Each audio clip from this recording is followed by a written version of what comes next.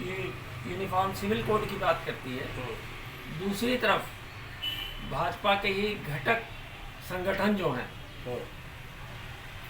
वो खुलेआम सांप्रदायिकता को थोड़ा सा पुश कर रहे हैं। ऐसी स्थिति में वोट बैंक पे भी असर पड़ सकता है। इस चीज़ को मैं चाहता हूँ, जब कानून व्यवस्था और कानून के समक्ष संवैधानिक सबको समानता का अधिकार है। लॉस पे एक अलग है कि मुस्लिम सिविल कोड भी खत्म हो जाएगा यूनिफॉर्म सिविल कोड लागू होने से, सारी कानून व्यवस्थाएं सबके लिए बराबर होंगी। सबसे बड़ी बात यह है कि यूनिफॉर्म सिविल कोड के बारे में जो भ्रांतियां फैलाई जा रही हैं, मेरा लोगों से आह्वान है आपके द्वारा कि इन पे विश्वास न करें। यूनिफॉर्म सिविल कोड है ही बिल्कुल अलग चीज़ है, वो है ही नहीं जो ये कह रहे हैं।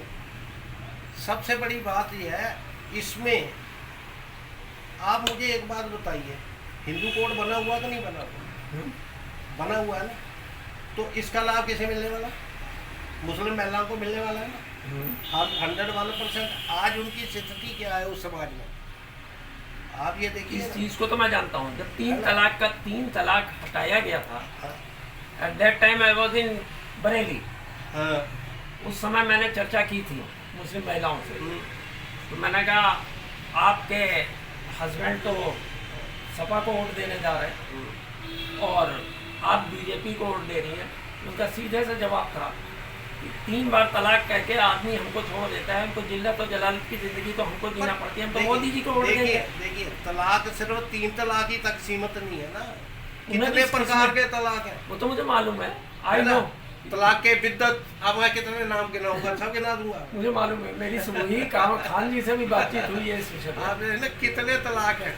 एक यहाँ तक तलाक है कि आपने मुझे तलाक देना फर्ज करो तो आप मुझे कुछ नहीं कहेंगे, मेरे दोस्त द्वारा या मेरी एडवोकेट द्वारा मुझे चिट्ठी भेज देंगे, ये भी एक तलाक की श्रेणी में, मुझे मालूम है। तो आप बताइए, अगर उसका लाभ, अगर यूसीसी लागू होता है तो उसका लाभ किसे मिलेगा? भाई मुस्लिम पर्सनल लॉ खत्म होगा तो तलाक का भी मुद्दा हट जाएगा। हिंदू समाज में तो औरतों को बराबर का दर्जा प्राप्त है। इसी चीज को तो मैं कहना, एक देश एक कानून बन जाएगा। हाँ, हमारे समाज में कम से कम 24-25 साल की लड़की होती तब हम शादी करते हैं ना। वहाँ वो मान लेते हैं कि अभी वो बच्चा परिपक्व भी नहीं हुआ होता, यानी कि जहाँ महामारी शुरू हुई समझ लो शादी के काबिल होगी, ये माना जाता है, वहाँ पे शरीयत में माना जाता है ना।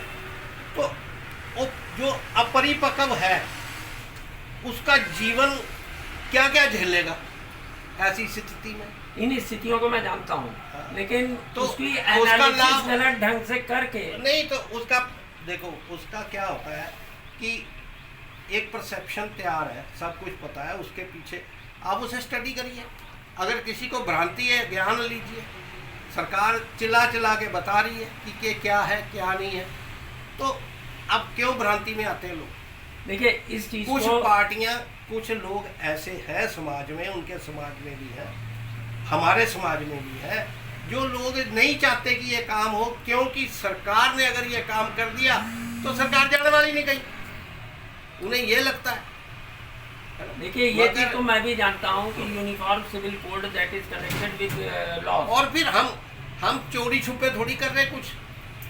जब से जनसंघ बनी तब से लेकर आज तक हम हर चुनाव में हमारा मुद्दा था, और लोगों ने अगर हमें जिताया, हमें वोट दिए, तो मुद्दा बीच में आता है ना, तो हम क्यों ना उतरे उसके ऊपर खड़ा, जिसने 350 सीटें देके हमें केंद्र में बिठा दी। इसी चीज को तो मैं कह रहा हूँ, मैं भी वही चीज कह रहा हूँ कि यूनिफॉर्म सिविल कोड तो टोटल कानून व्यवस्था जो है कि एक ही कानून एक ही देश में लागू हो, यही तो बिल्कुल होना चाहिए और यही होना भी चाहिए।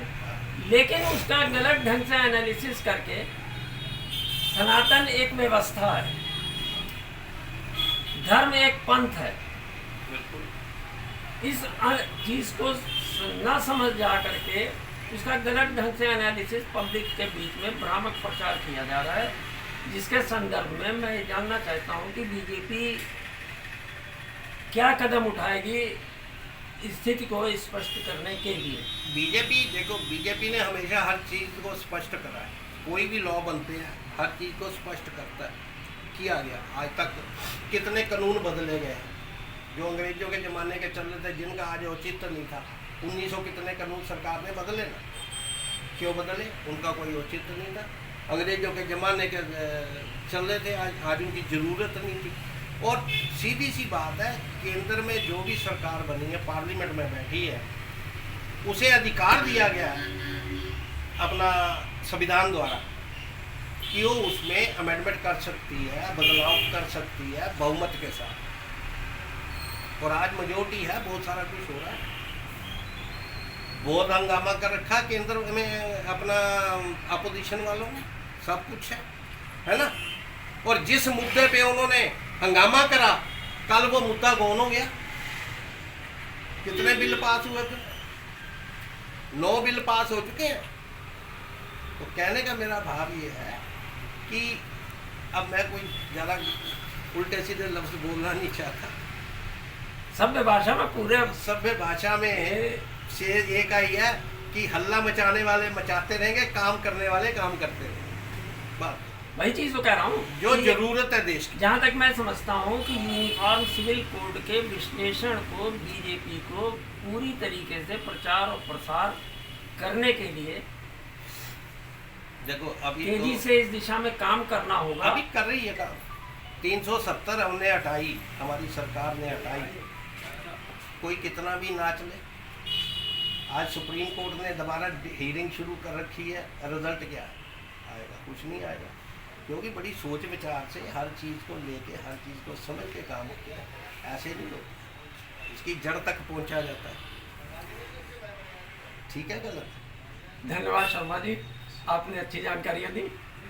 आगे नहीं, जानकारियां तो ये मेरे को कोई खास थोड़ी है, ये तो सर्व समाज। देखिए, जब चर्चा से ही निष्कर्ष निकलता है किसी भी चीज का, बिना चर्चा किए तो निष्कर्ष नहीं निकलेगा। अगर ये जानकारी मेरे को है तो नेचुरली ये समाज पे और भी बहुत सारे लोगों को है। लेकिन ऐसा होता है ना कि बहुत सी स्थितियां ऐसी होती है राजनीतिक क्षेत्र में, मैं अपना स्वार्थ सिद्ध करने के लिए, दूसरे को गिराने के लिए उसका भ्रामक प्रचार करते हैं गलत ढंग से। आप ये देखिए, हमारा एक अपना मोर्चा है अल्पसंख्यक मोर्चा। अल्पसंख्यक मोर्चे में हमारे मुस्लिम समाज के लोग भी हैं, जैन भी हैं, सिख भी हैं, है ना। सारे अल्पसंख्यकों में आते हैं ना। वो पूरी तरह लगा हुआ है क्षेत्रों में इस चीज़ का ज्ञान बांटने के लिए, जानकारी देने के लिए, घर घर जा रहा है। तो सरकार अपना पार्टी संगठन काम कर रहा है। धन्यवाद शर्मा जी, आपने अच्छी जानकारियाँ दी। मैं नजर इंडिया न्यूज़ चैनल से BK श्रीवास्तव, कैमरामैन मयंक यादव के साथ।